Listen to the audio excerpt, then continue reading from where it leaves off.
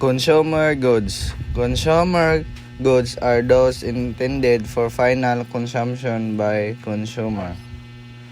So, ang consumer goods is mao nang ga-consume og product nga ready for sale sa customers to satisfy ilang needs ug wants. They may be classified according to number 1, the rate of consumption and tangibility. Number 2, the consumer shopping habits. Rate of consumption and tangibility.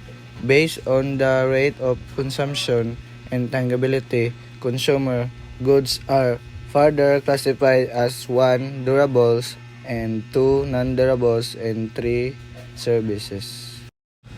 Durable goods are tangible goods which normally survive many uses. Example are motorbikes, refrigerator, and filing cabinets. Ang durable kay mao ng mga between successive purchase kanang pautang ba niya. Ang naka-include ana kay mao ang mga cars, appliances, balay, furniture ug equipment. Non-durable goods are tangible products which are consumed in one or few uses. Example are ice cream, blanks, CD, toothpicks, and petrol. Ang non-durable is mao ang product mga kitay gagamit kumbaga pang konsumo nato sa atong balay. Example ana kanang pagkaon nato, shampoo, sabon ug uban pa. Service are intangible goods like activities, benefits, or satisfaction which are offered for sale.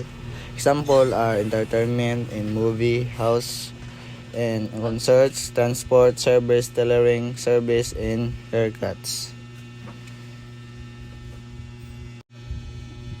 Service is mao nang pag-serve sa mga guests like gatrabaho ka sa hotel, dapat ikaw staff nang lanimo mag-serve sa mga guests kay mao man ang service that are delivered in physical form. That's all. Thank you.